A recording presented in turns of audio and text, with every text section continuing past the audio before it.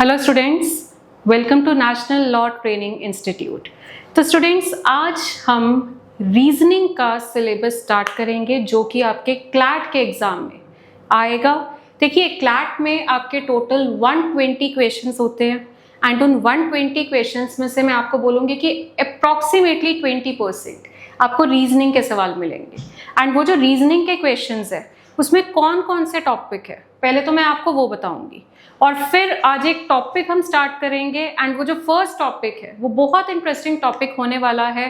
तो आज का सेशन बहुत इंटरेस्टिंग है, ध्यान से सुनना है आपने। एंड रीजनिंग ऑलरेडी एक ऐसा सब्जेक्ट है जो लॉजिकल है, ओके, जिसमें आपको कोई कैलकुलेशन, कोई फॉर्मूला, कोई आपको कुछ लर्निंग पार्ट कुछ भी नहीं है। आपको यहाँ पे सिर्फ लॉजिक्स अप्लाई करनी है, और लॉजिक्स जब आप अप्लाई कर रहे हो, अगर आपको सारा सिस्टम अच्छे से क्लियर हो, सारा मेथड अच्छे से क्लियर हो, सारा कॉन्सेप्ट अच्छे से क्लियर हो, तो यही रीजनिंग आपके लिए बहुत स्कोरिंग भी बन सकती है।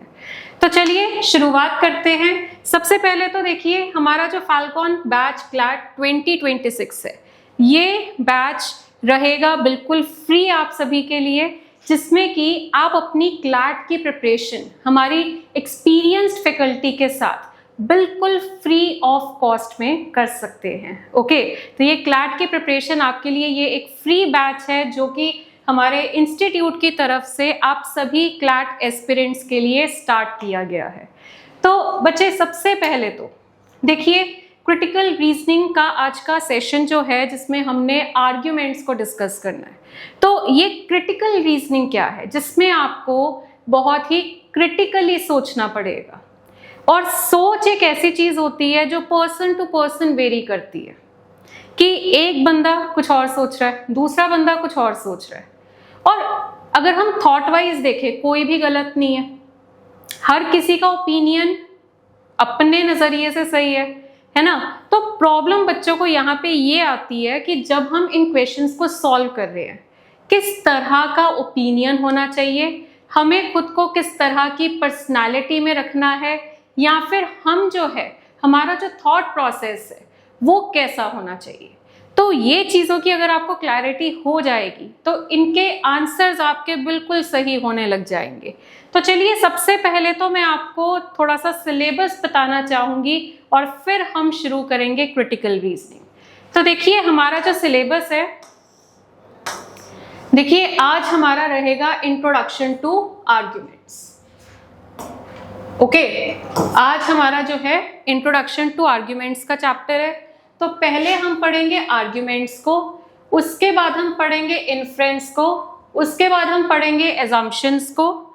देन आपको आर्ग्यूमेंट्स में ना और क्वेश्चंस आते हैं, स्ट्रेंथनिंग आर्ग्यूमेंट्स या फिर वीकनिंग आर्ग्यूमेंट्स, कि इनमें से कौन सा ओपिनियन है जो इस आर्ग्यूमेंट को स्ट्रॉन्ग कर रहा है, या कौन सा ओपिनियन है जो कि इस आर्ग्यूमेंट को वीक कर रहा है।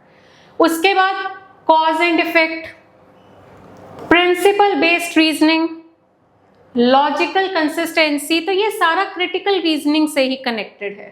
Conclusion and summary. और जब हम ये सब कुछ कर लेंगे ना, तो हमारा एक प्रैक्टिस सेशन रहेगा, एक सेशन रहेगा जिसमें कि हम इनके मिक्स क्वेश्चंस की प्रैक्टिस करेंगे। ओके, फिर उसके बाद आपका कोडिंग, डिकोडिंग, ये चीज़ें जो है इनकी वेटेज थोड़ी कम है, पर इसका ये मतलब नहीं है कि हम इनको करें ना, इनको भी हमें करना है। कोडिंग, डिकोडिंग, ब्लड रिलेशंस, इसके भी क्वेश्चन आते हैं आपके पेपर में। उसके बाद direction and distance, number series, letter series, syllogisms. फिर उसके बाद आपका सिटिंग अरेंजमेंट, इसका क्वेश्चन जरूर आता है। अब सिटिंग अरेंजमेंट में लीनियर अरेंजमेंट भी हो सकता है, सर्कुलर अरेंजमेंट भी हो सकता है, पजल टाइप भी हो सकता है जिसमें ग्रुपिंग होती है, या फिर पजल टाइप इस तरह का भी हो सकता है जिसमें रैंकिंग एंड ऑर्डर होता है। ओके, फिर आपके वही मिक्स क्वेश्चंस बन जाते हैं। तो जैसे कि क्रिटिकल में मैंने बोला ना, कुछ मिक्स सवाल आते हैं, सिमिलरली ये वाले अरेंजमेंट्स जो है इनमें भी आपके मिक्स क्वेश्चंस आते हैं। तो उसके बाद आपका प्रैक्टिस टेस्ट होगा, रीजनिंग सेक्शन 1 प्रैक्टिस टेस्ट, फिर उसके बाद आपका रीजनिंग सेक्शन नंबर 2। अच्छा, फिर उसके बाद हम जो है थोड़े से टॉपिक्स जो आपको जिनमें आपको थोड़ा सा मुश्किल होती है, जिनको सॉल्व करने में आपको दिक्कत होती है, जिसमें आपको थोड़ी एक्स्ट्रा प्रैक्टिस चाहिए, तो फिर हम उस तरह के टॉपिक्स करेंगे। तो ये है हमारा पूरा आपका सिलेबस रीजनिंग का जो हमने इस फ्री बैच में, आपके इस क्लैट के फ्री बैच में पढ़ना है। तो देखिए शुरुआत करते हैं। सबसे पहले तो हम शुरुआत करेंगे आर्ग्यूमेंट से। चलो, तो आर्ग्यूमेंट क्या है? पहले तो देखो, ये आर्ग्यूमेंट जो है ना, ये आपका क्रिटिकल रीजनिंग का पार्ट है। ये आपका क्रिटिकल रीजनिंग का पार्ट है। अब क्रिटिकल रीजनिंग क्या होती है? रीजनिंग होता है रीजन करना। रीजनिंग में हम पढ़ते हैं लॉजिक्स। और क्रिटिकल क्या होता है? हाँ जी, क्रिटिकल का मतलब होता है जहां पे आप जो लॉजिक्स लगा रहे हैं या जो आप रीजंस लगा रहे हैं, बहुत ही क्रिटिकली एनालाइज करके या सोच के आप क्वेश्चंस को सॉल्व कर रहे हैं। तो बच्चे, अब यहाँ पे क्रिटिकल रीजनिंग में आपका सबसे पहले एक आता है assumption, एक होता है आपका कंक्लूजन, फिर होता है आपका आर्ग्यूमेंट्स,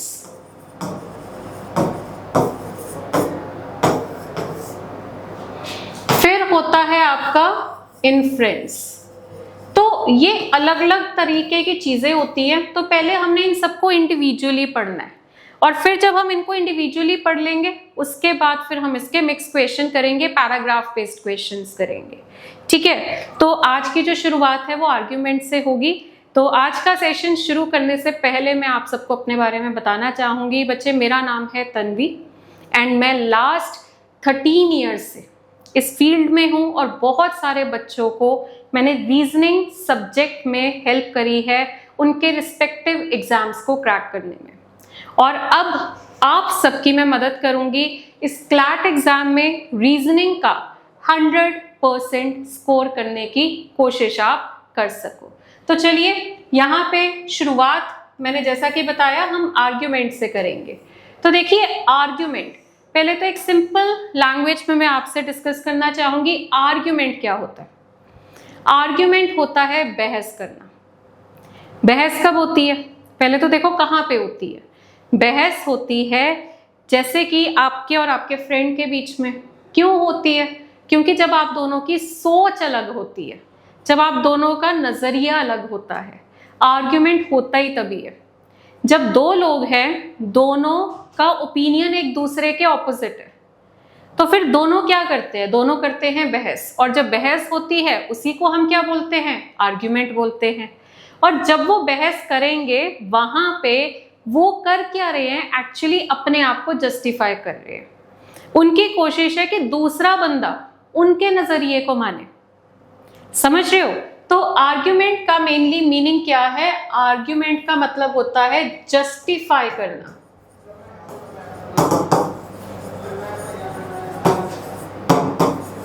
जस्टिफाइंग योर ओपिनियन। आपको क्या करना है? अपने ओपिनियन को जस्टिफाई करना है। This is called argument. Okay, argument का मतलब होता है कि आप अपने ओपिनियन को जस्टिफाई कर रहे हैं। ओके जी, तो अब यहाँ पे जब आप अपनी बात को जस्टिफाई कर रहे हैं, आप किस तरह का नजरिया रखेंगे, किस तरीके से एक आर्ग्यूमेंट को वैलिड मानेंगे, वो हमें क्या करना है। तो देखिए, सबसे पहले तो जब भी आप क्रिटिकल रीजनिंग के किसी भी चैप्टर को सॉल्व कर रहे हो, आपकी सोच होनी चाहिए आइडियल।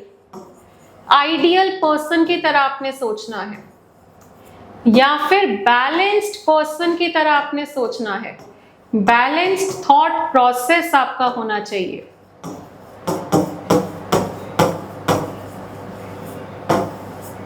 ओके, आपका थॉट प्रोसेस जो है वो बहुत ही बैलेंस्ड होना चाहिए। ये नहीं कि आप बहुत गुस्सेल हो, ये नहीं कि आप बहुत ही लीनियंट हो कि ठीक है हो गया कुछ नहीं होता, ऐसा भी नहीं। तो आपका थॉट प्रोसेस एक आइडियल पर्सन की तरह होना चाहिए जो बहुत बैलेंस्ड तरीके से सोचता है, जो बहुत ही ज्यादा लीनियंट नहीं होता और बहुत ही ज्यादा अग्रेसिव नहीं होता। एक समझदार इंसान जो होता है, वो थॉट प्रोसेस के साथ आपने अपने क्वेश्चंस को सॉल्व करना है। कई बार हम अपने आप को इंटेलिजेंट दिखाने के लिए बोलते हैं, कई बार हम क्या करते हैं, अपने आप को ज्यादा ही फ्लॉन्ट करते हैं कि हम बहुत समझदार है, और उस टाइम हम जिस तरह के ओपिनियंस रेज करते हैं वो आर्ग्यूमेंट्स आपके वैलिड नहीं माने जाएंगे। आर्ग्यूमेंट्स वो वैलिड माने जाएंगे जो एक आइडियल पर्सन के थॉट प्रोसेस से सोच कर बोले गए हैं। ओके, एंड यहाँ पे आप एक चीज देखिए कि आप जब एक आइडियल पर्सन, जैसे कि एग्जाम्पल अगर मैं आपको दूं, जैसे कि महात्मा गांधी है। महात्मा गांधी की पर्सनालिटी आप सब जानते हो।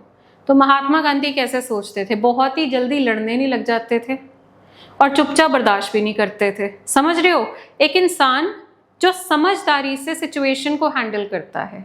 तो हमें अपना थॉट प्रोसेस वैसा करना पड़ेगा अगर आप चाहते हो कि आपके क्वेश्चन का आंसर जो है फाइनल आंसर की से मैच हो। ओके, क्योंकि हम कई बार, कुछ बच्चे होते हैं, कुछ लोग होते हैं जो बहुत ही नेगेटिव सोचते हैं, है ना।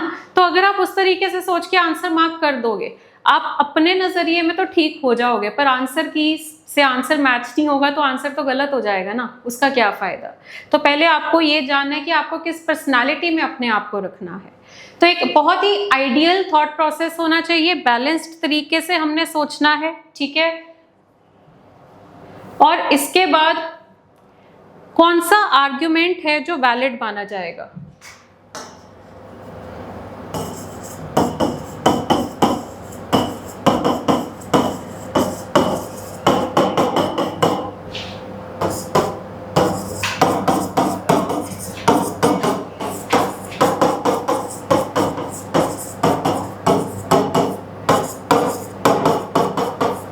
हाँ जी, किस तरह के आर्ग्यूमेंट को हम वैलिड मानेंगे, एक बार ये समझिए।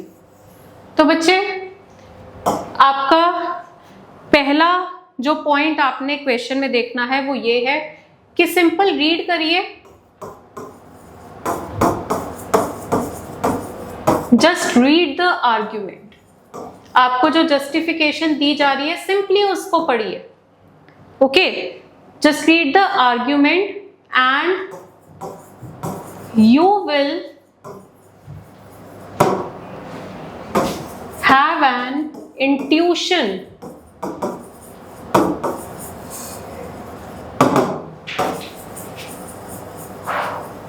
whether to accept it or not, कि क्या हमें इसको एक्सेप्ट करना है कि नहीं। तो देखो, एक बार ना जब आप फर्स्ट रीडिंग देते हो ना जस्टिफिकेशन को, और आप ये बताते हो कि ये आर्ग्यूमेंट वैलिड है कि नहीं है सिचुएशन के हिसाब से, तो आप जो है पढ़ के ही लगता है अरे ये आर्ग्यूमेंट थोड़ा है।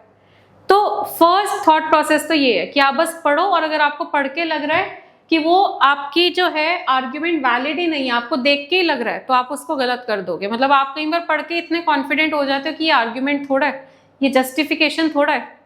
समझ रहे हो। सेकंड,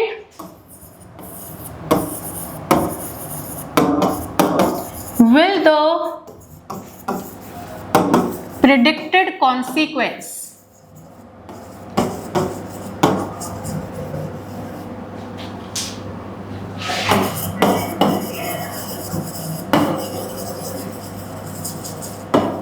really follow, कि आप जो आर्ग्यूमेंट में आप जस्टिफिकेशन जब दोगे आप क्या बोलोगे। हाँ जी, जब जस्टिफिकेशन देते हो क्या बोलते हो कि ऐसा मत करो नहीं तो ऐसा हो जाएगा। तो आप जो कॉन्सिक्वेंस प्रिडिक्ट कर रहे हैं, क्या वो कॉन्सिक्वेंस के होने के चांसेस हैं। Will the predicted consequence really follow. आप जिस कॉन्सिक्वेंस के होने की बात कर रहे हैं क्या वो लॉजिकली पॉसिबल है, आप इस एंगल से सोचेंगे। Third, is the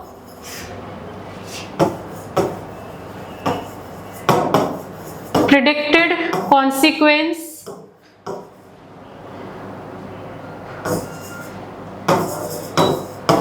really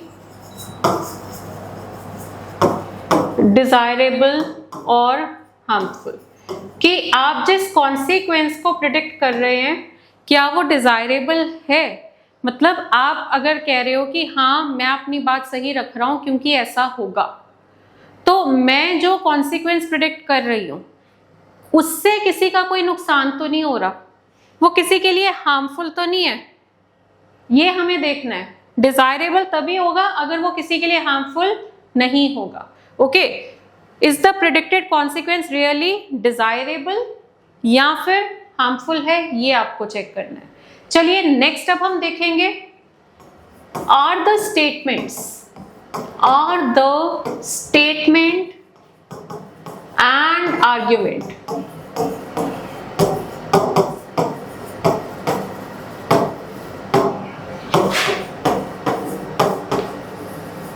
properly and directly related। आपकी जो स्टेटमेंट है और जो आपका आर्ग्यूमेंट है, क्या वो ढंग से कनेक्टेड है, क्या वो ढंग से आपस में रिलेटेड है? तो ये 4 एंगल है जो हमें सोचने हैं।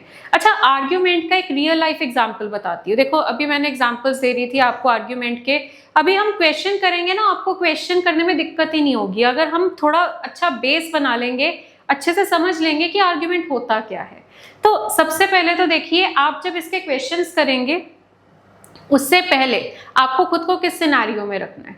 अब एग्जांपल्स क्या है आर्ग्यूमेंट के, जैसे कि डिबेट कंपटीशन होता है। डिबेट कंपटीशन में क्या होता है, आपको एक टॉपिक दिया जाता है, या तो आप उसके फेवर में बोलोगे या फिर आप उसके अगेंस्ट बोलोगे, है ना।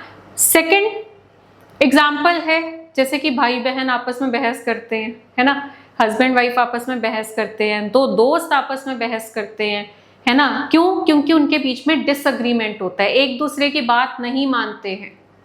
या फिर पार्लियामेंट में क्या होता है, जब भी कोई बिल पास होना है तो ऑपोजिशन वाले अपनी राय रखते हैं और जो दोनों पार्टीज है अपनी अपनी राय रखती है। हर व्यक्ति वहां पे अपनी अपनी राय या ओपिनियन रखता है। तो सबकी बात सुनकर एंड में डिसाइड होता है कि वो बिल पास होगा नहीं होगा, कैसे होगा। ओके, कोर्ट रूम सबसे बेस्ट एग्जाम्पल होता है आर्ग्यूमेंट को सॉल्व करने का। अब कोर्ट रूम में कौन है, एक जज है, फिर जज के अलावा कौन है, हाँ जी वकील एक, और दूसरा एक केस आया। अब केस ये है कि इस बंदे ने मर्डर की है, एक वकील कह रहा है हाँ की है, दूसरा वकील कह रहा है कि नहीं की है, और जज क्या कर रहा है, दोनों वकीलों की बातें सुन रहा है। जज है न्यूट्रल पार्टी, और जो 2 वकील हैं, 2 एडवोकेट्स हैं, 2 लॉयर्स हैं, वो अपने अपने पॉइंट को जस्टिफाई कर रहे हैं। कैसे? प्रूफ बताकर, फैक्ट्स बताकर, है ना। अब मान लो जज को शायद पता भी हो कि मर्डर किसने किया है, पर वो उसके बेसिस पे जजमेंट नहीं दे सकता। जज टोटली डिपेंडेंट है लॉयर्स की जस्टिफिकेशन के ऊपर। जो लॉयर अपनी बात को अच्छे से जस्टिफाई कर पाएगा कोर्ट में, वो केस जीतेगा, चाहे वो सच्चा हो चाहे वो झूठा हो। समझ रहे हो मेरी बात? चाहे वो फैक्ट हो, चाहे वो रियलिटी हो, चाहे वो ट्रुथ हो, चाहे वो ट्रुथ ना हो, बट जो वकील, जो लॉयर अपनी बात को अच्छे से जस्टिफाई कर पाएगा, वो जज जो है उसी को केस जिताएगा। अब आप यही सिचुएशन अपने ऊपर लगाइए, इसी सिचुएशन को अप्लाई करते हुए हम क्वेश्चंस को सॉल्व करेंगे। तो चलिए पहले तो आपको मैं दिखाना चाहूंगी, जैसे कि ये फर्स्ट क्वेश्चन है। क्वेश्चन का फॉर्मेट क्या होता है, तो जैसे कि फर्स्ट क्वेश्चन है कि should a total ban B put on trapping wild animals. मान लीजिए ये केस आया है कोर्ट में, आपको जो स्टेटमेंट दी हुई है ये कोर्ट में केस आ गया कि should a total ban B put on trapping wild animals. अब आपको 2 आर्ग्यूमेंट्स दे दिए। अब ये 2 आर्ग्यूमेंट्स हमेशा क्या होते हैं, या तो यस या फिर नो। अब यस का एक रीजन दिया जा रहा है, नो का एक रीजन दिया जा रहा है ना। आपको यस का रीजन दे रहा है और नो का रीजन दे रहा है। अब ये जो रीजन आपको दिए जा रहे हैं, आपने इनको चेक करना है। कैसे चेक करना है? इन 4 एंगल से। किन 4 एंगल से? पढ़ के ही गलत लग रहा है तो काट दो। जो कॉन्सिक्वेंस आप प्रिडिक्ट कर रहे हो, अब अगर एक वकील है वो कह रहा है कि जज साहब ऐसा कर दो क्योंकि फिर ऐसा होगा, इसने ये किया है क्योंकि इसको ये फायदा था, तो जो भी कॉन्सिक्वेंस प्रिडिक्ट किया जा रहा है क्या वो लॉजिकल है, इस एंगल से देखा। जो कॉन्सिक्वेंस प्रिडिक्ट किया जा रहा है वो डिजायरेबल है, इस एंगल से देखा। और कई बार कहते हैं ना, आपने देखा होगा कि वो जज क्या कहता है कि आपका ओपिनियन डिसमिस हो गया। क्यों? क्योंकि क्या होता है कि केस कुछ और है और वकील जो है वो किसी और एंगल पे लेके जा रहा है। तो जब उसका मिसमैच होता है, यानी कि स्टेटमेंट और आर्ग्यूमेंट का जब मिसमैच होता है, तो वो जस्टिफिकेशन वैलिड नहीं मानी जाएगी। तो ये कुछ कुछ एंगल्स है। तो सबसे बेस्ट एग्जांपल यही है कि आप कोर्ट रूम में हो, कोर्ट रूम में क्या हो रहा है कि ये स्टेटमेंट जो है ये आपका रहेगा केस, ये स्टेटमेंट आपका केस है, ये यस जो है ये एक वकील है वो अपना रीजन दे रहा है, ये नो वाला दूसरा वकील है ये अपना रीजन दे रहा है, ये सेकंड लॉयर है। ओके, और आप क्या हो, आप हो जज और आपके पास ये ऑप्शंस है। अब आप बीइंग जज क्या कह सकते हो, देखो नॉर्मली इस एग्जांपल में अगर मैं देखूं तो जज के पास क्या ऑप्शन है, दोनों में से किसी एक को सही बोलने का, पर आपके पास ज्यादा ऑप्शंस है। क्या क्या ऑप्शन है, पहला option only argument number 1 is strong. पहला ऑप्शन आपके पास क्या है कि सिर्फ पहले वाला स्ट्रॉन्ग है, ठीक है। तो अगर सिर्फ पहले वाला स्ट्रॉन्ग है तो आपका यहाँ पे जो है फर्स्ट करेक्ट होगा, सेकंड गलत होगा, तब आप बोलोगे ए ऑप्शन। अगर आपको लग रहा है दूसरा वकील अच्छे से जस्टिफाई कर पा रहे अपनी बात तो आप बोलोगे ओनली आर्ग्यूमेंट 2 इज स्ट्रॉन्ग। अगर आपको लगता है कि दोनों वकील ढंग से अपनी बात ही नहीं जस्टिफाई कर पाए तो आप ये भी कह सकते हो नीदर 1 नॉट 2 इज स्ट्रॉन्ग। और अगर आपको ऐसा लग रहा है कि दोनों एडवोकेट्स जो है वो अपनी बात बहुत ही अच्छे से जस्टिफाई कर पा रहे हैं और आपको कंफ्यूजन हो रही है, आपको दोनों में से कोई गलत ही नहीं लग रहा, तो ऐसे में आप बोथ 1 and 2 आर स्ट्रॉन्ग भी बोल सकते हैं। और ईदर और का मतलब क्या होता है कि जब आपको लगे कि दोनों तो एट अ टाइम नहीं हो सकते, दोनों में से कोई एक ही जस्टिफिकेशन वैलिड मानी जाएगी, कि लग दोनों सही रही है बट वैलिड आपको एट अ टाइम दोनों में से कोई एक लगेगी, तो ऐसे में हमारा आंसर होता है सी ऑप्शन। चलिए, तो अब बहुत अच्छा, बहुत बढ़िया बेस आपका बन गया है कि क्रिटिकल रीजनिंग, पहले तो आपने समझा रीजनिंग क्या होती है, आपका क्लैट का सिलेबस कैसा है, फिर हमने समझा क्रिटिकल रीजनिंग क्या होती है, क्रिटिकल रीजनिंग में आर्ग्यूमेंट्स क्या होते हैं वो भी अब आपने समझ लिया, और अब हम पूरी तरह से तैयार है क्वेश्चन सॉल्व करने के लिए। तो चलिए, पहला सवाल,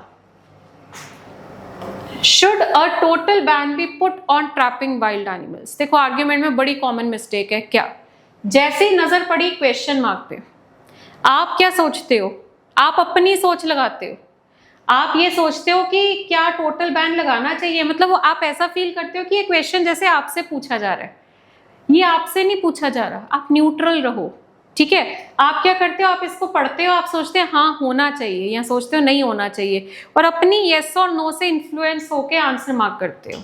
नहीं, आप न्यूट्रल हो, इस क्वेश्चन का आपका क्या जवाब है मैटर नहीं करता, आपकी यस और नो मैटर नहीं करती, मैटर करता है तो यस की जस्टिफिकेशन और नो की जस्टिफिकेशन। आपने ये देखना है, आप खुद न्यूट्रल पोजीशन पे रहते हुए देखिए कि ये जो जस्टिफिकेशन दी जा रही है क्या ये आपको यस के लिए कन्विंस कर पा रही है कि नहीं। जैसे कि जज क्या करता है, वकील की बात सुनता है, और वो वकील की बात से अगर इन्फ्लुएंस हो रहा है तभी उसको बोलेगा ना कि हाँ तो केस जीत गया। सिमिलरली आपने जस्टिफिकेशन को चेक करना है, आपने अपना यस और नो नहीं बताना, फिर आप दूसरे की जस्टिफिकेशन सुनोगे और आप देखोगे कि क्या इस जस्टिफिकेशन से मैं नो के लिए कन्विंस हो रहा हूं या हो रही हूं, फिर आप बताओगे आपका आंसर क्या है। तो चलिए, तो क्वेश्चन था कि should a total ban B put on trapping wild animals. जो जंगली जानवर होते हैं क्या उनकी ट्रैपिंग, उनको पकड़ना जो होता है, क्या उसको पूरी तरह से टोटली बैन कर देना चाहिए। तो फर्स्ट आर्ग्यूमेंट है यस। रीजन क्या दे रहा है कि trappers are making a lot of money. बच्चे ये कनेक्टेड ही नहीं है। Trappers are making a lot of money, is this reason valid, is this reason valid कि आप बैन कर दो। अब आप वहां पे कोर्ट में खड़े होके ऐसा बोल रहे हो कि उनकी कमाई बहुत हो रही है इसीलिए टोटल बैन लगा दो, क्या ये रीजन जस्टिफाइड है? बिल्कुल भी नहीं। किसी की मतलब आपका मोटिव गलत हो गया ना, आपकी सोच आइडियल नहीं रही। आपकी सोच क्या है कि वो ज्यादा ना कमाए, इसलिए आप बैन लगा रहे हो, तो आपकी सोच यहाँ पे होती है गलत, और इसीलिए ये आर्ग्यूमेंट भी होता है गलत। सेकंड में कह रहा है कि bans on hunting and trapping are not effective. वो कह रहा है कि टोटल बैन जो है वो ना लगाओ, क्योंकि अगर आप लगाओगे भी तो उसका कुछ असर ही नहीं होगा। तो बच्चे अगर आप बैन नहीं लगाओ, अगर आप बैन लगाते हो तो वो कह रहे हैं कि दे आर नॉट इफेक्टिव। ऐसा तो नहीं है ना कि असर ही नहीं होगा, ये हो सकता है कम असर होगा, बट हम ये नहीं बोल सकते कि दे आर नॉट इफेक्टिव, हम ये नहीं बोल सकते। तो bans on hunting and trapping are not effective जो है ये भी गलत है। लेस इफेक्टिव होता तो सोच लेते, पर उसने बोला दे आर नॉट इफेक्टिव। तो अगर वो आपको कह रहा है कि उनका कोई असर ही नहीं होता है तो ये बिल्कुल गलत है। ऐसा नहीं है कि बैन का कोई असर ही नहीं होता, ये बिल्कुल इलॉजिकल एक्सप्लेनेशन थी। तो ये दोनों गलत है, और क्योंकि ये दोनों गलत है इसीलिए आपका जो फाइनल आंसर है वो क्या बनेगा, D option, that is neither one nor two is wrong. अब शुरू का हो सकता है आपका सही आंसर आया हो या नहीं आया हो, कुछ 4, 5, 6 सवाल के आंसर शायद आपके मैच ना भी करें। डीमोटिवेट नहीं होना है, आपने बस समझते रहना है। 5-6 क्वेश्चन समझ लोगे तो आपका थॉट प्रोसेस बिल्कुल एक्यूरेट फ्रेम में आ जाएगा और आपके आंसर सही आने लग जाएंगे।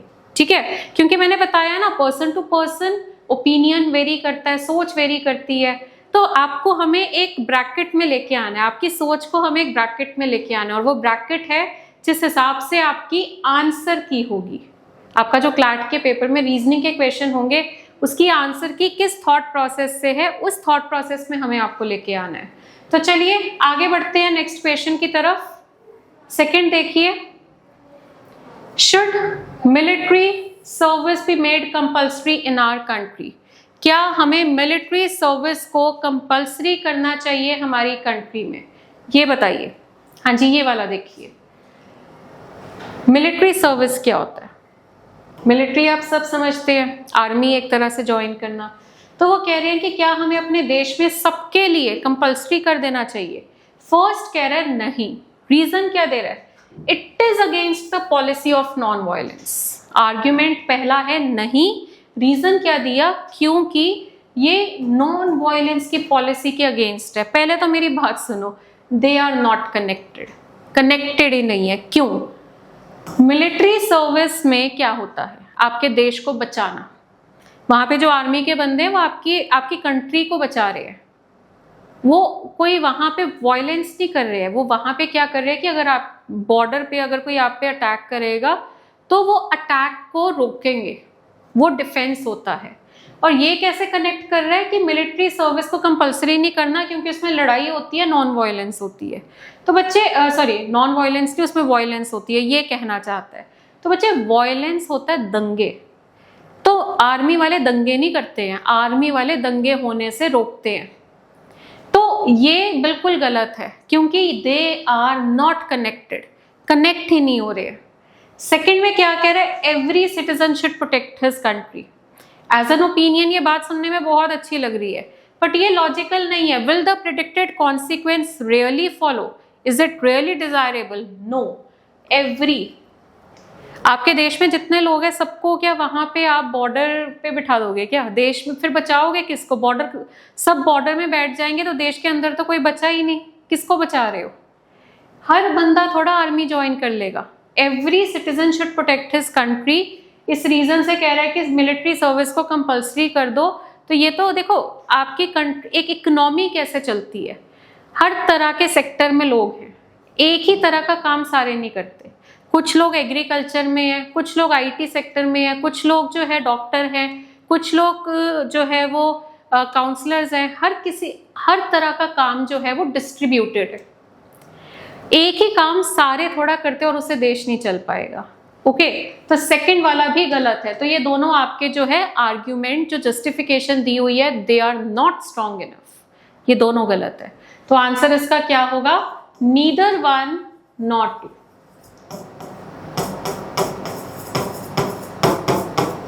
That is option number D. Okay,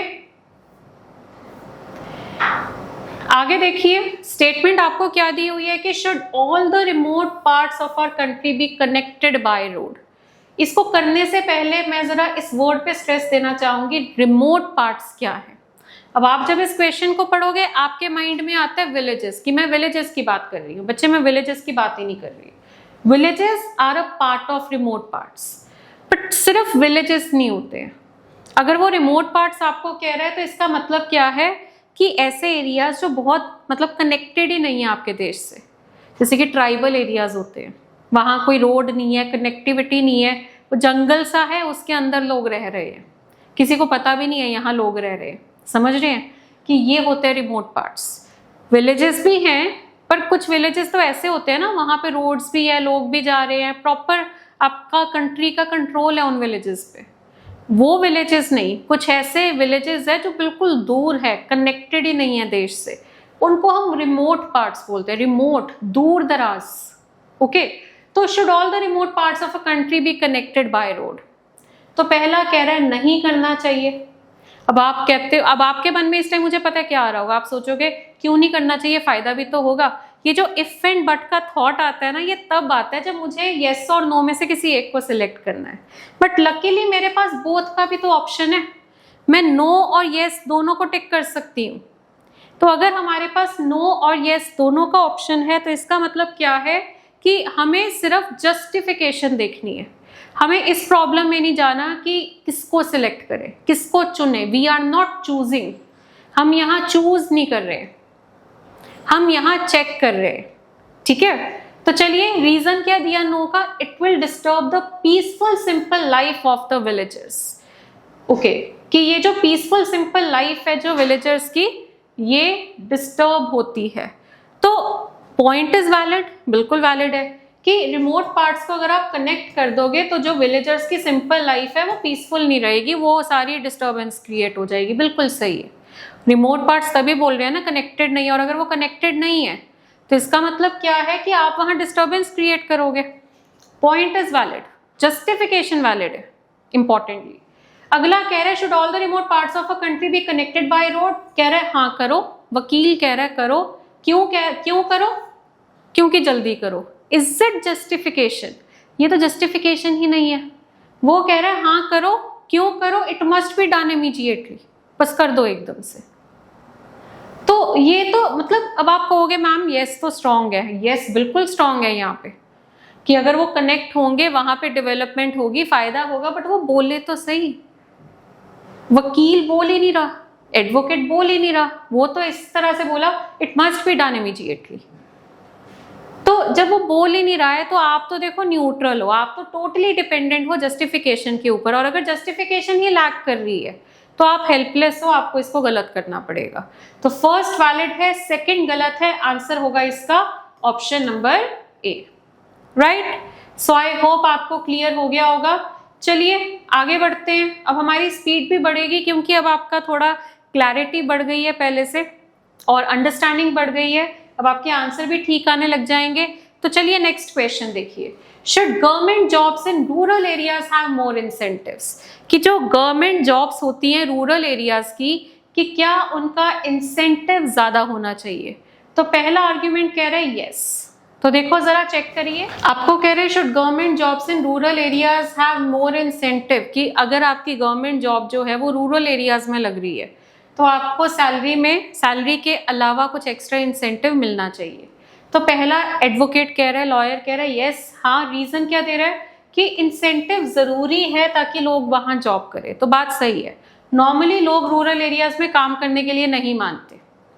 अब अगर वो काम करने के लिए नहीं मान रहे हैं रूरल एरियाज में, तो फिर ऐसे में हमें क्या करना पड़ेगा, उनको कुछ लालच तो देना पड़ेगा ना, तभी मानेंगे। तो फर्स्ट वाला आपका जो है ये बिल्कुल वैलिड है कि yes, incentives are essential for attracting government servants there. Second कह रहा है कि नहीं, रूरल एरियाज तो पहले ही बहुत सस्ते हैं। अब वकील आया दूसरा, वो कह रहा है कि नहीं, रूरल एरियाज तो ऑलरेडी इतने सस्ते हैं, हेल्दी है, कम कॉम्प्लिकेटेड है, बिग टाउन से तो एक्स्ट्रा पैसे क्यों देने। अब इसका मोटिव गलत है। इसका मोटिव क्या है कि पैसे क्यों दे रहे हो एक्स्ट्रा, समझ रहे हो मेरी बात? तो इसका इंटेंट गलत है। तो वकील जो रीजन दे रहा है जस्टिफाइड नहीं है। Should government jobs in rural areas have more incentives को उसने नो दिया, और रीजन क्या था, जेलसी वाला, कि उनको एक्स्ट्रा पैसे क्यों दिए जा रहे हैं।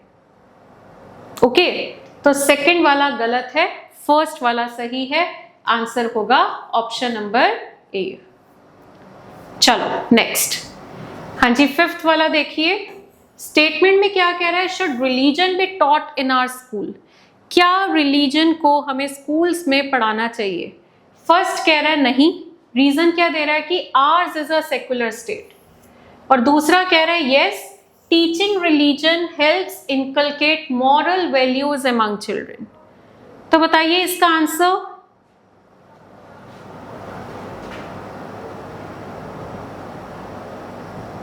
हाँ जी, देखिए, should religion be taught in our school.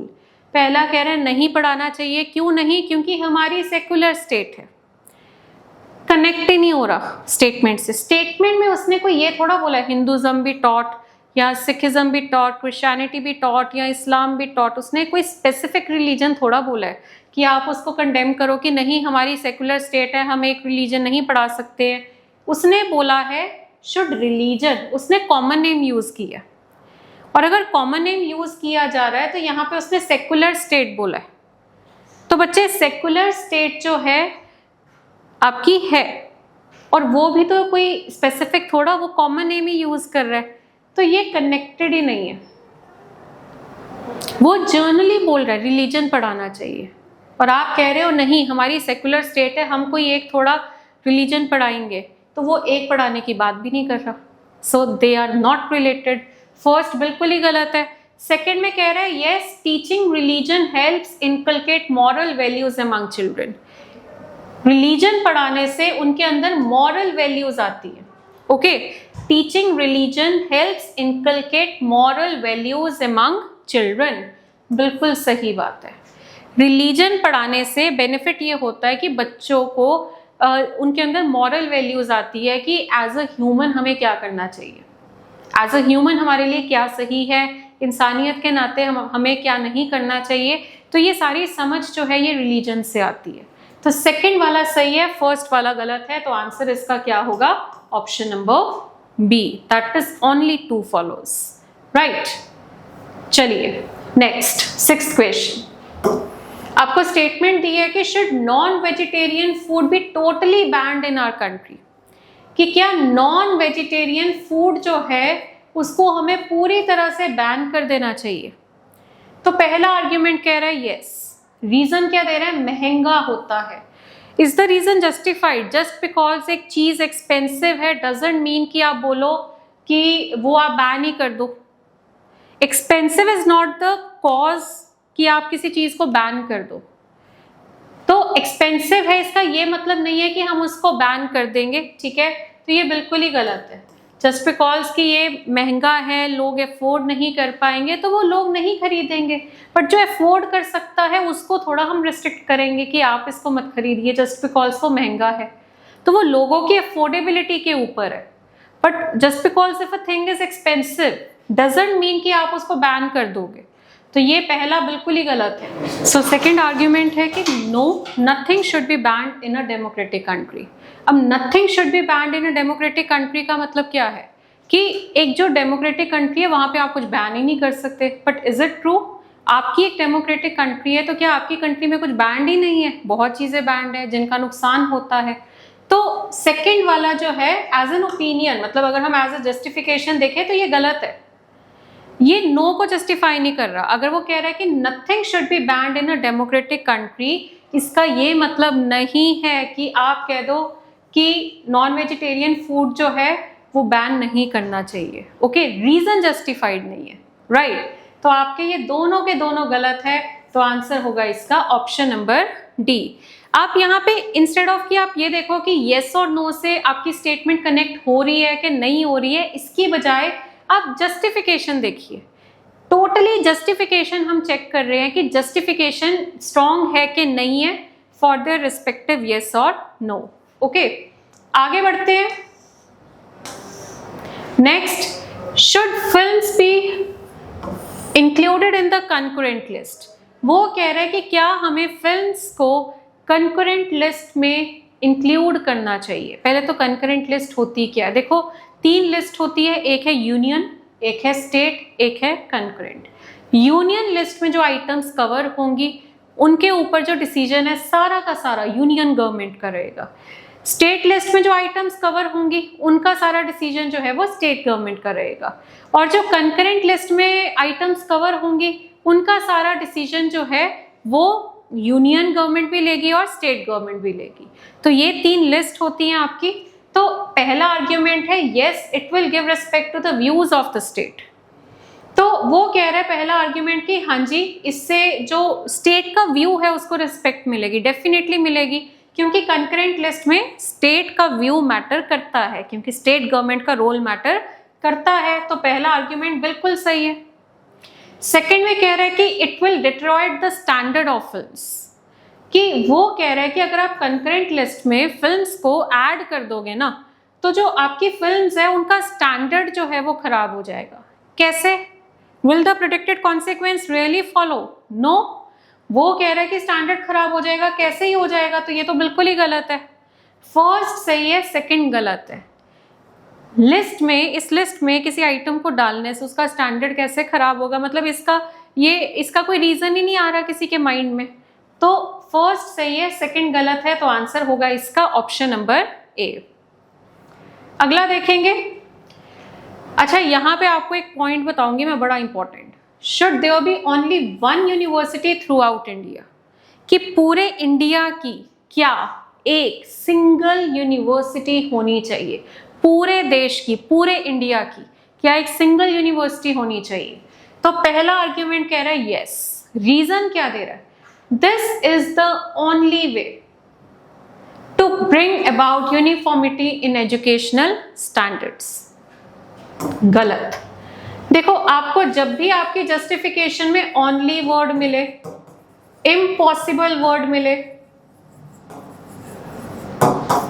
या फिर कैन नेवर मिले, ठीक है, तो ऐसे में क्या होगा कि आपका जो ओपिनियन है, आपकी जो जस्टिफिकेशन है वो टोटली नेगेटिव हो जाएगी।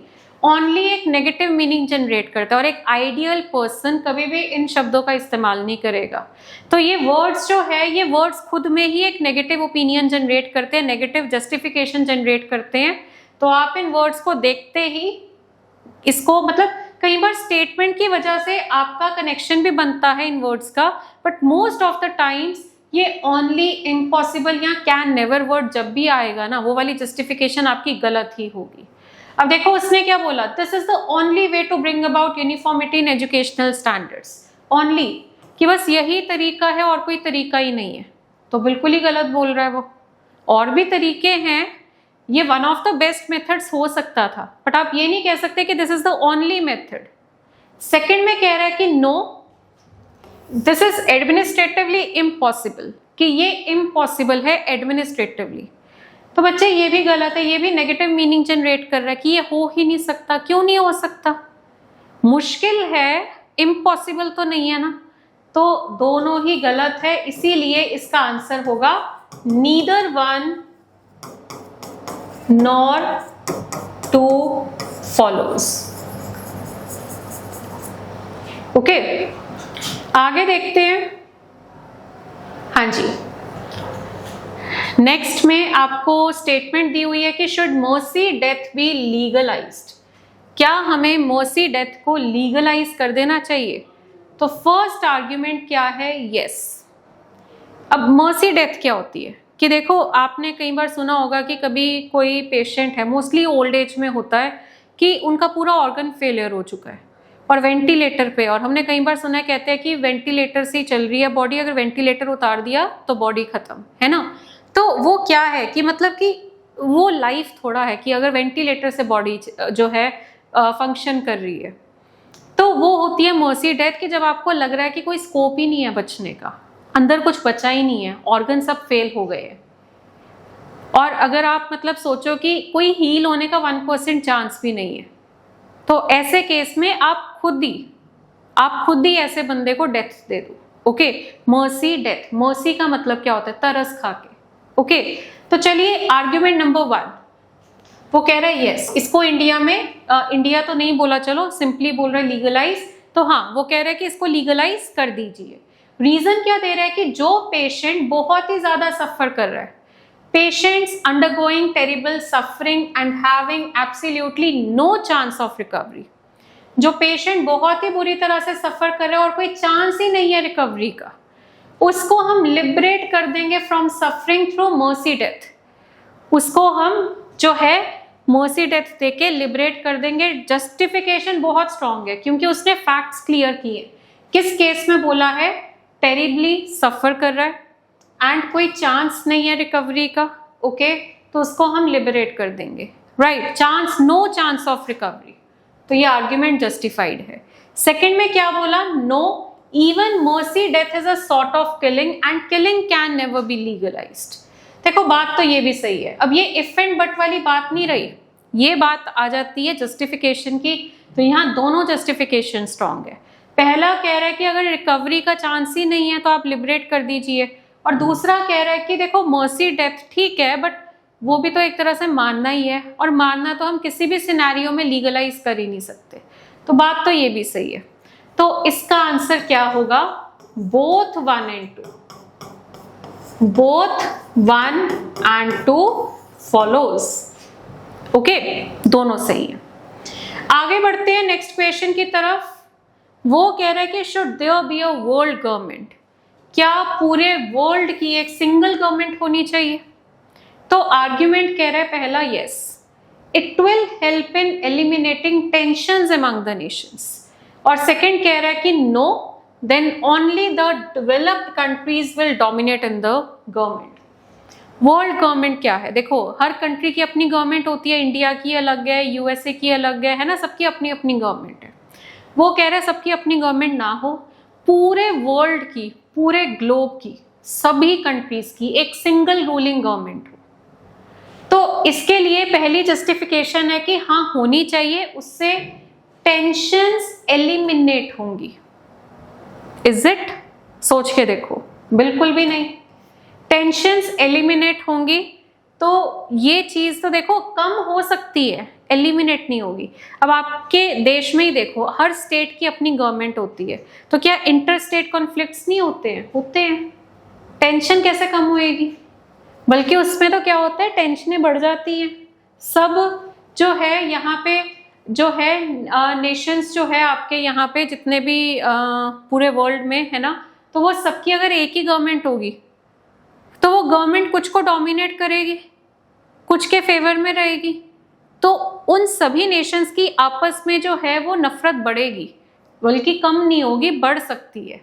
ओके, तो ये आपका हो गया गलत। सेकंड में कह रहा है कि no, then only the developed countries will dominate in the government, कि उससे क्या होगा, सिर्फ डेवलप्ड कंट्रीज जो है वो डोमिनेट करेंगी गवर्नमेंट में। No, then only the developed countries will dominate in the government.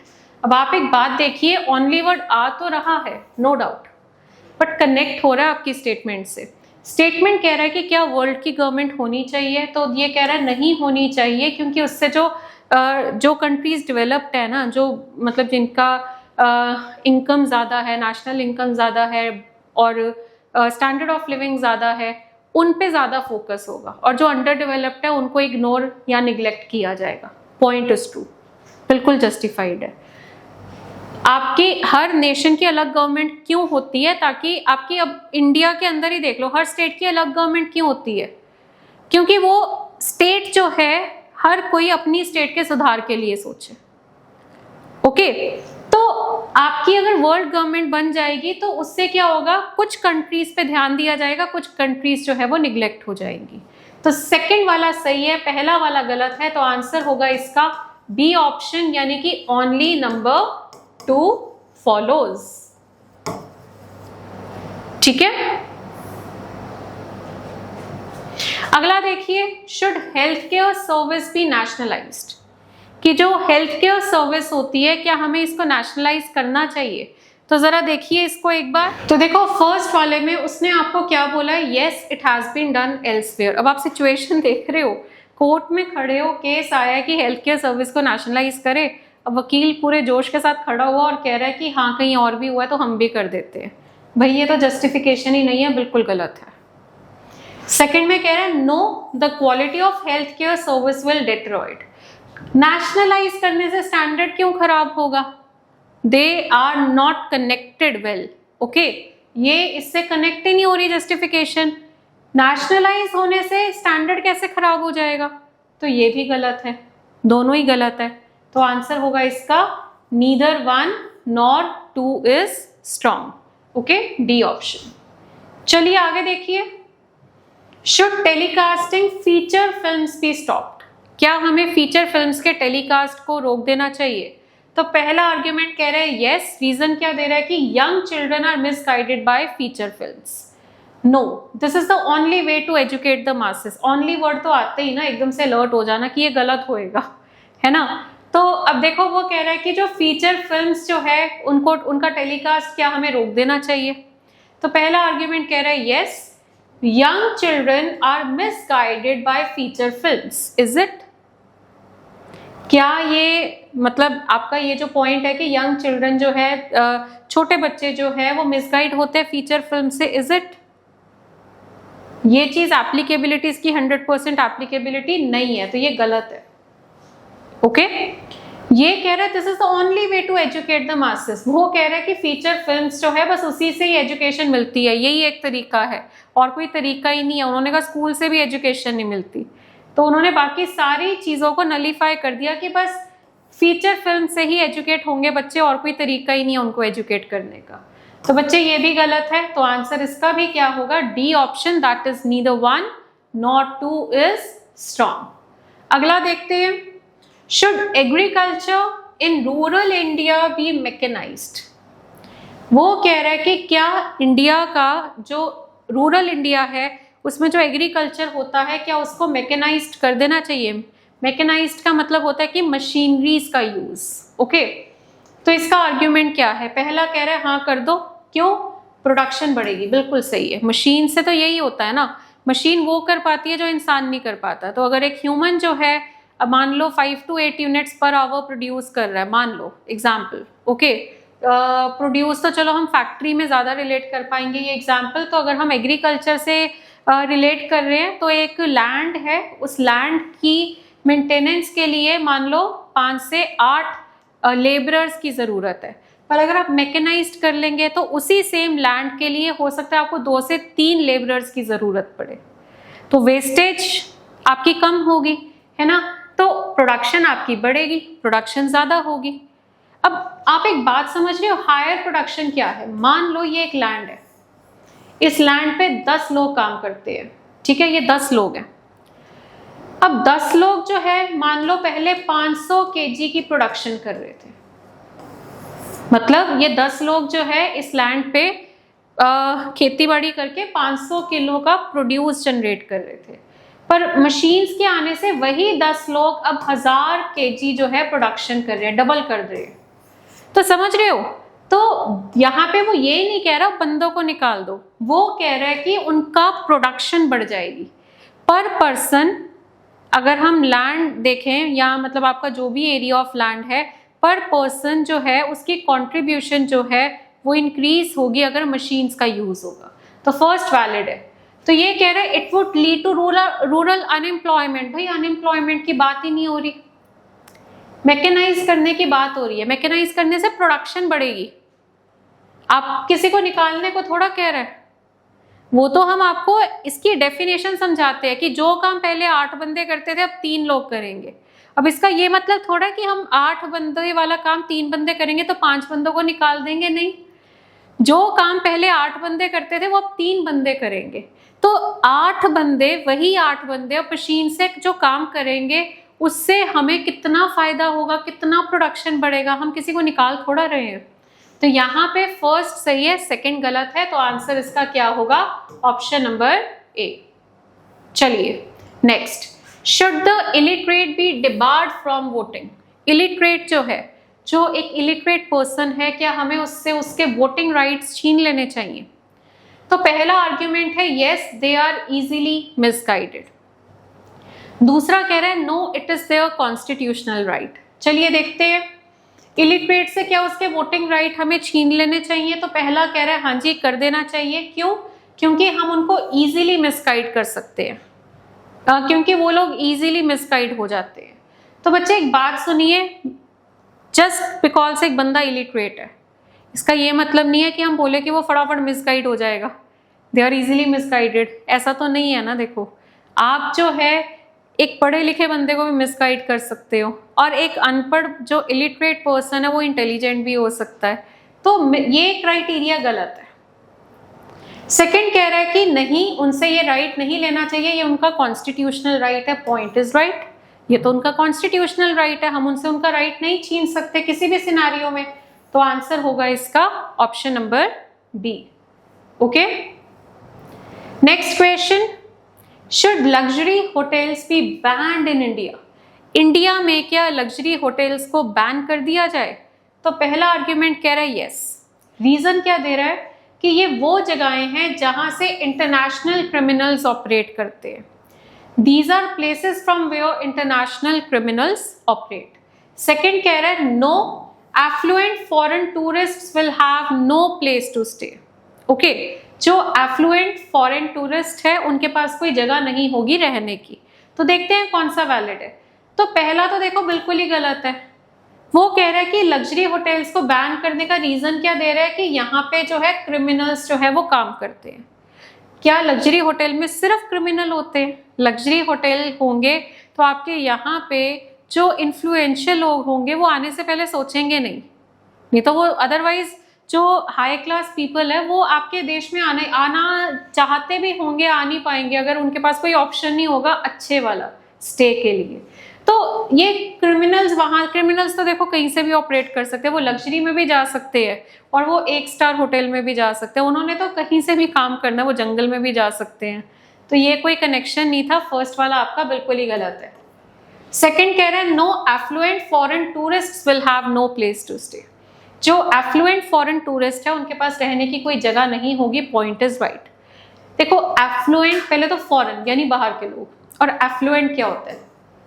एक होते हैं अमीर, ये अमीर से भी ऊपर है, जो बहुत ही इन्फ्लुएंशियल लोग होते हैं, ठीक है, अल्ट्रा रिच पीपल। तो ये उनकी बात कर रहा है। तो वो कहाँ स्टे करेंगे? वो तो कभी कॉम्प्रोमाइज ही नहीं करेंगे ना, उनको तो लग्जरी होटल में ही स्टे करना है। तो आप बैन कर दोगे वो आना बंद कर देंगे आपके देश में, आप होटल बैन करोगे वो आपका देश बैन कर देंगे। तो ये पॉइंट बिल्कुल सही है कि जो एफ्लुएंट फॉरेन टूरिस्ट है उनके पास फिर रहने की कोई जगह ही नहीं होगी। तो second is true, so answer होगा इसका ऑप्शन नंबर बी। ओके, चलिए next, should there be no place for interview in selection? इसका आर्ग्यूमेंट देखिए कौन सा वैलिड है। हाँ जी, तो आई होप आपको क्लैरिटी हो रही होगी आर्ग्यूमेंट की, अब आपके आंसर्स भी मैच हो रहे होंगे, थॉट प्रोसेस भी मैच हो रहा होगा। नहीं तो कई बच्चों के माइंड में आता है कि नहीं मैम ऐसा कह रहे हैं, ऐसा होता है, ऐसा भी तो हो सकता है, ऐसा भी तो हो सकता है। तो माइंड में वो जो हमारा वो वेब चलता है ना थॉट्स का, इफ एंड बट्स वाला, वो हमें थोड़ा न्यूट्रल करना पड़ेगा इनको सॉल्व करने के लिए। इनको सॉल्व करना बहुत ही हमें बहुत ही सोच हमारी जो है ना बहुत ही सुधारनी पड़ेगी, है ना। थॉट प्रोसेस हमें अपना बहुत ही ज़्यादा न्यूट्रल करना पड़ेगा इन क्वेश्चंस के, ताकि आंसर मैच हो जाए हमारे आंसर की के साथ और हमारा स्कोर अच्छा बन जाए। ओके, तो चलिए, should there be no place for interview in selection. ये केस आया है कि क्या सिलेक्शन में इंटरव्यू नहीं होना चाहिए। तो फर्स्ट कह रहे हैं yes it is very subjective in assessment, दूसरा कह रहे हैं no it is an instrument to जज the candidates motive and personality. तो अब यहाँ पे देखिए कि should there be no place for interview उसने बोला है, तो पहला कह रहा है कि हाँ इंटरव्यू नहीं होना चाहिए क्योंकि ये ना बहुत सब्जेक्टिव होता है।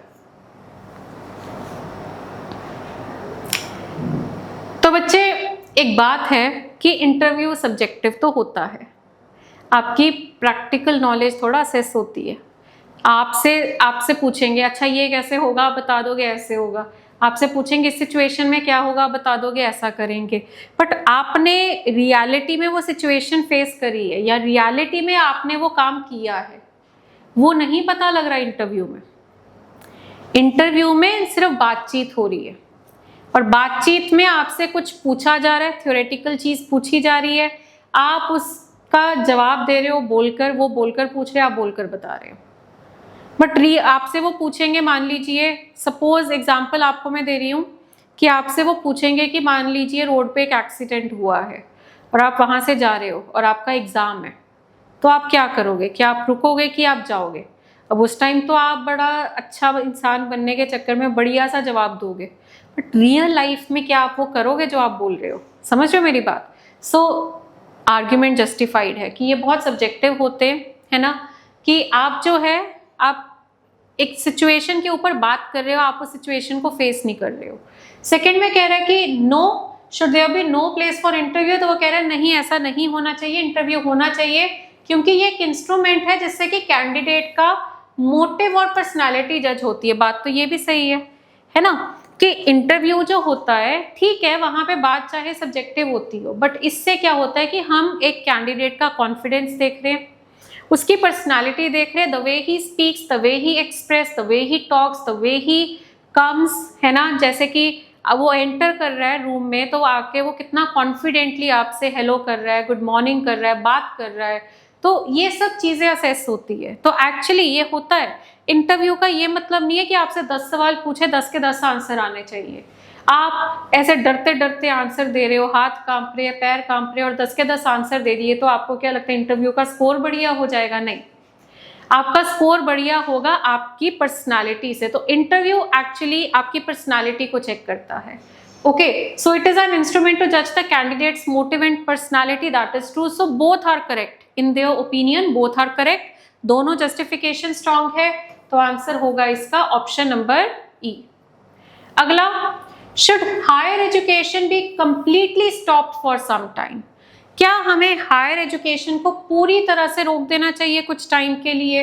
तो फर्स्ट आर्ग्यूमेंट कह रहा है कि no, it will hamper the country's progress. देखो, पहले तो बात कर रहे हैं हम किसकी? हायर एजुकेशन की। ओके, बात हो रही है हायर एजुकेशन की, तो क्या हायर एजुकेशन को हमें पूरी तरह से रोक देना चाहिए कुछ टाइम के लिए? पहले तो सम टाइम बोला, okay fine, some time, not permanently but just for some time, and not the complete education, just the higher education. So अब यहाँ पे वो कह रहे हैं कि नहीं, उससे कंट्री की प्रोग्रेस पे असर पड़ेगा, that is true। आप कुछ देर के लिए रोको, परमानेंटली रोको, पर जब अगर आप रोक रहे हो तो प्रोग्रेस पे तो असर पड़ेगा। पर रोक भी क्या रहे हो? Higher education. तो हायर एजुकेशन ही नहीं अचीव करेंगे तो आपकी कंट्री प्रोग्रेस कैसे करेगी, है ना। और ये कुछ ऐसी चीज है जिसका रिजल्ट जो है ना, मतलब अभी रोक रहे हो कुछ नहीं हुआ, अभी रोक रहे हो 3-4 साल बाद उसका असर दिखेगा। ओके, तो ये कुछ ऐसी चीज है जिसका इफेक्ट आपको लेटर ऑन दिखता है, तो बट इफेक्ट रहेगा, it will definitely hamper the country's progress. True. So yes, it will reduce education unemployment. वो कह रहे हैं कि हाँ, हायर एजुकेशन जो है उसको कंप्लीटली आप रोक दीजिए कुछ टाइम के लिए। रीजन क्या दे रहा है? यस, करना चाहिए। क्यों? इससे आपकी जो एजुकेशन अनएम्प्लॉयमेंट है वो रिड्यूस होगी। बच्चे, एजुकेशन अनएम्प्लॉयमेंट घटाने के लिए ना नौकरियां हमें लानी है, जॉब्स जनरेट करनी है, ना कि आप एजुकेशन पे ही कांटा मार दो। वो कह रहे हैं कि एजुकेशन अनएम्प्लॉयमेंट हटाने के लिए एजुकेशन ही हटा देते हैं ताकि एजुकेशन अनएम्प्लॉयमेंट ना रहे। तो ये तो बहुत ही बेकार सा जस्टिफिकेशन था, गलत है ये। तो आंसर इसका क्या होगा? Option number A, that is only argument number 1 is strong. Okay, should the teenagers be denied access to the internet? कि जो टीनेजर्स है क्या उनको हमें इंटरनेट चलाने से मना करना चाहिए? तो दो जस्टिफिकेशन है इस समय हमारे पास, तो ये दोनों हम चेक करेंगे। पहला कह रहा है यस, हमें मना करना चाहिए, उनको इंटरनेट नहीं चलाने देना चाहिए। रीजन क्या दे रहा है कि मोस्ट ऑफ द चिल्ड्रन, बहुत सारे बच्चे हैं, पर्टिकुलरली द टीनेजर्स, जो टीनेजर्स है वो तो पर्टिकुलरली हम बोलना चाहेंगे, they are found indulging in accessing pornographic contents. Reason क्या दे रहा है कि यस, मैक्सिमम बच्चे। अब चलो ठीक है, उन्होंने मोस्ट ऑफ द चिल्ड्रन बोला, ऑल नहीं बोला, ठीक है, एंड पर्टिकुलरली द टीनेजर्स, ठीक है, उनके बारे में बात की। तो बात तो देखो सही है, मतलब बात उसने जिस तरीके से करी वो तरीका सही था कि मोस्ट ऑफ द बच्चे जो है, मेजॉरिटी बच्चे। अगर वो कहते हैं ना ऑल द चिल्ड्रन, फिर तो ये नेगेटिव हो जाता, बट ये क्या कह रहे हैं? मेजॉरिटी बच्चे, तो बात उसकी बिल्कुल सही है। तो ये रीजन डेफिनेटली जस्टिफाइड है। सेकेंड में कह रहे हैं no, denying access to the internet would mean denying access to a lot of useful information, instead the access में बी कंट्रोल्ड। ये भी सही है। वो कह रहे हैं कि अगर आप इंटरनेट को असेस डिनाई करेंगे, दैट मीन्स आप असेस डिनाई कर रहे हैं बहुत सारी यूजफुल इंफॉर्मेशन का, इसके बजाय ना असेस को कंट्रोल कर लीजिए। बिल्कुल सही जस्टिफिकेशन है। तो अगर आप देखो ये दोनों जस्टिफिकेशंस में कोई प्रॉब्लम नहीं है। ये जस्टिफिकेशन में प्रॉब्लम बताई है, इस जस्टिफिकेशन में प्रॉब्लम एंड सॉल्यूशन दोनों बताए हैं, बट जस्टिफिकेशन दोनों वैलिड है। तो आंसर इसका क्या होगा? Both 1 and 2 are strong. चलिए नेक्स्ट देखिए, should computer education be made a compulsory subject at school level by the government? तो कंप्यूटर एजुकेशन को क्या एक कंपल्सरी सब्जेक्ट बनाना चाहिए? पहला कह रहा है नहीं, रीजन क्या दे रहा है देखिए, क्योंकि कंप्यूटर पढ़ाना मुश्किल होगा रूरल पार्ट्स में। देखो वो हमें उनको डेवलप करना है, हमें रूरल पार्ट्स को डेवलप करना है, और यहाँ पे वो कह रहा है कि it will be difficult to teach computer in the schools located in the rural parts. तो जो भी अरेंजमेंट करना है करो, but just because of this reason, just because this is little difficult in rural areas, ये तो नहीं कि हम उनको डेवलप ही नहीं करेंगे। तो ये जस्टिफिकेशन बिल्कुल ही गलत है। ओके दूसरा कह रहे it is difficult to function without computer in the era of modernisation, that is true. वो कह रहा है कि कंप्यूटर एजुकेशन कंपल्सरी करना चाहिए क्योंकि अब ये चीज बहुत जरूरी है। तो सेकंड सही है, फर्स्ट गलत है। तो आंसर इसका होगा B option, that is only argument number 2 is strong. Okay next question, should hand baggage on all international flights be permanently banned? Hand baggage क्या होता है? देखो आप जब कभी फ्लाइट से ट्रैवल करते हैं तो आपको मतलब आप अपना सारा जो लगेज है वो सबमिट कर देते हो, है ना, बट आप थोड़ा सामान खुद कैरी करते हो। 7 kg अलाउड होता है कि आप अपना बैग कैरी कर सकते हो, या एक बैग या जो भी आप अपना जितना भी सामान कैरी कर रहे हैं दैट शुड बी 7 kg। मतलब ये चलो यहाँ नहीं मेंशन, बट मैं वैसे आपसे बात कर रही हूँ कि आप रिलेट कर सको। तो वो कह रहे हैं कि जो हैंड बैगेज अलाउड होता है, मोस्टली लोग क्या करते हैं इतने से बैग्स ले लेते हैं, है ना, हैंड बैगेज वाले लाइट वेट के, और उसमें थोड़ा सा अपना सामान जो है अपने पास रखते हैं फ्लाइट में, जहां बैठे वहीं पे अपने साथ रखते हैं अपने बैग्स को। तो ये उस हैंड बैगेज की बात कर रहा है। तो पहला कह रहा है कि इट कॉजेज कि नहीं करना चाहिए, should hand baggage on all international flights be permanently banned. तो वो कह रहे हैं नहीं करना चाहिए क्योंकि it causes a lot of inconvenience, इससे बहुत ज्यादा इनकन्वीनियंस होती है, ठीक है, since items of minimum requirement need to be carried during long haul flights. वो कह रहे हैं कि नहीं, ऐसा नहीं होना चाहिए क्योंकि बहुत सारी इनकन्वीनियंस होती है, हमें मुश्किल होती है, क्योंकि बहुत सारी चीज़ें होती हैं जो हमें चाहिए होती है, क्योंकि फ़्लाइट देखो 2 घंटे की भी होती है, 1 दिन की भी होती है। इंटरनेशनल फ़्लाइट्स की अगर हम बात करें 18 आवर्स लॉन्ग भी होती है। तो अब इतनी लंबे सफ़र में थोड़ा बहुत तो सामान आपको चाहिए, कुछ बेसिक मेडिसिन चाहिए होती हैं, है ना, कुछ बेसिक चीज़ें चाहिए होती हैं आपको, तो वो चीज़ें तो आपको रिक्वायर्ड है। ओके तो ये आपको कह रहा है कि it causes a lot of inconvenience, justified है। सेकेंड में कह रहा है कि yes it is necessary to ensure security of passengers on board. वो कह रहा है कि ये परमानेंटली बैन कर दो, क्यों? क्योंकि जरूरी है पैसेंजर्स की सिक्योरिटी। देखो हैंड बैगेज से उनकी सिक्योरिटी पे क्या असर पड़ रहा है, हम कोई बम थोड़ा लेके जा रहे हैं, हैंड बैगेज है ना, हैंड बैगेज में तो हर तरह का सामान है। हाँ कुछ लोग ऊटपटांग चीजें बीच में रख सकते हैं, है ना, बट पॉइंट इज मेंशन तो नहीं है, मेंशन तो सोफिस्टिकेटेड तरीके से है हैंड बैगेज। तो आप यहाँ पे ये जो है ये नहीं बोल सकते कि it is necessary to ensure security of passengers on board. मतलब हाँ definitely it is necessary to ensure security of passengers on board, that is true, but this is not the justification for the given statement. Statement की justification नहीं है ना, ये पढ़ते हो as an opinion, बात अच्छी लग रही है, सही बात लग रही है, बट अगर आप इसको कनेक्ट करते हो तो ये कनेक्ट नहीं हो रहा। तो ये सेकंड वाला गलत है, फर्स्ट सही है। तो आंसर होगा इसका ऑप्शन नंबर ए, यानी कि only argument number 1 is strong. Okay right, चलो अब ये एक और क्वेश्चन है, should agriculture in rural India be mechanised? ये हमने किया था, इसका सेकंड आर्ग्यूमेंट थोड़ा सा डिफरेंट है। पहला कह रहा है कि yes it would lead to higher production, that is true, higher production होगी अगर हम मशीन्स का यूज करेंगे। सेकंड कह रहा है कि know many villagers would be left unemployed, तो ये गलत है।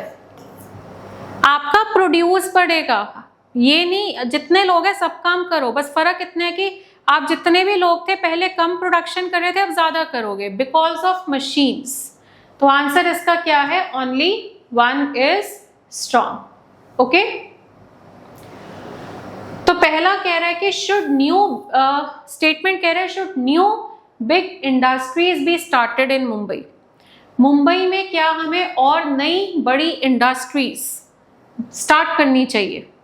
तो पहला आर्ग्यूमेंट कह रहा है yes it will create job opportunities. देखो रीजन बहुत अच्छे से जस्टिफाइड है इंडस्ट्रीज होंगी तो जॉब आएंगी, सो ये डिजायरेबल है। ओके, ट्रू है। सेकेंड में कह रहा है no, it will further add to the pollution of the city. It will further add to the pollution of the city.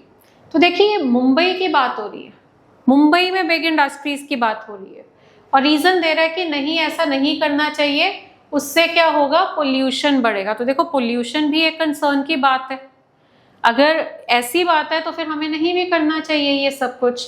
तो अब ये वाला जो है no it will further add to the pollution of the city, ये वाला जो है आपका बिल्कुल वैलिड है।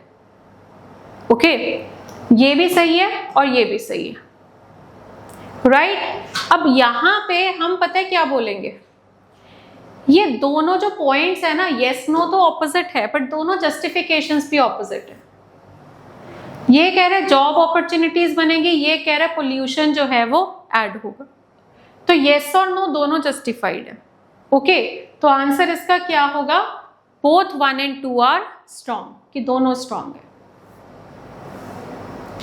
अगला कह रहा है should offers accepting bribe be punished.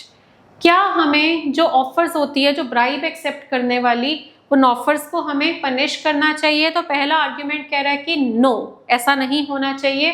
Certain circumstances में have compelled them to take bribe, कि नहीं ऐसा नहीं होना चाहिए। कि रीजन क्या दे रहा है कि जो ऑफर्स जो आपको कई बार करी जाती हैं, ब्राइब होती है रिश्वत देना, है ना, तो वो कह रहे हैं आर्ग्यूमेंट में कि नहीं ऐसा नहीं करना चाहिए, कि कई बार जरूरी होता है रिश्वत लेना। देखो रिश्वत किसी भी सिनेरियो में रिक्वायर्ड नहीं है ना, किसी भी सिनेरियो में जस्टिफाइड नहीं है, तो ये बिल्कुल ही गलत है।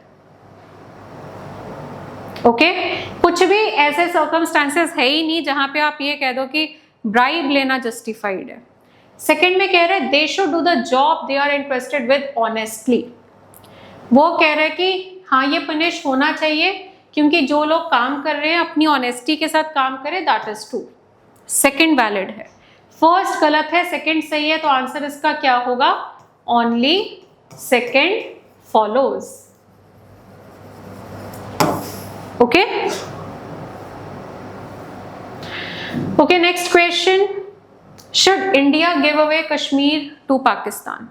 क्या इंडिया को, कश्मीर को पाकिस्तान को दे देना चाहिए? अब देखो ये तो क्वेश्चन ही ऐसा आ गया जिसका अभी तक कोई सोल्यूशन ही नहीं निकला है, जिसके ऊपर इतनी डिबेट होती है, इतना कुछ होता है, तो अब इस क्वेश्चन का आंसर कैसे देंगे जिसका सोल्यूशन हमारा देश ही नहीं निकाल सका। तो चलिए अब देखते हैं, इसको ट्राई करते हैं। हाँ जी, पहला आर्ग्यूमेंट नो, नहीं, इंडिया को कश्मीर को पाकिस्तान को नहीं देना चाहिए। रीजन क्या दे रहा है, कश्मीर एक अच्छी जगह है और इंडिया के लिए बहुत सारा फॉरेन एक्सचेंज अर्न करता है, जस्टिफाइड है, आपको वहां से बहुत बेनिफिट है। ओके, तो आप नहीं दे सकते, मतलब आपका लॉस होगा, तो ये रीजन डेफिनेटली जस्टिफाइड है। सेकंड कह रहा है कि दे देना चाहिए, उससे जो है कॉन्फ्लिक्ट सेटल होगी। तो बच्चे कॉन्फ्लिक्ट सेटल करने के लिए देना जरूरी है क्या? कॉन्फ्लिक्ट जो है आप बातचीत से सेटल करो, मेडिएशन से सेटल करो। जस्ट बिकॉज वो डिमांड कर रहे हैं और आप दे दोगे कि हाँ कॉन्फ्लिक्ट सेटल हो जाए, तो हम एक अच्छा एग्जाम्पल सेट नहीं करेंगे, ये आइडियल नहीं है। क्योंकि उससे क्या होगा, उससे हमारी एक रेपुटेशन बनेगी कि हम जो है, हमसे जो भी मांगा जाएगा हम दे देंगे, और उससे हमारी जो कंट्री है ना उसकी सिक्योरिटी स्टेक पे आएगी। ओके, तो यहाँ पे this would help settle conflicts जो है, ये आपका गलत है कि हाँ दे देना चाहिए, उससे कॉन्फ्लिक्ट्स जो है वो सेटल होंगे। तो दूसरा गलत है, आंसर होगा option number A, that is only argument number 1 is strong. Okay, next question.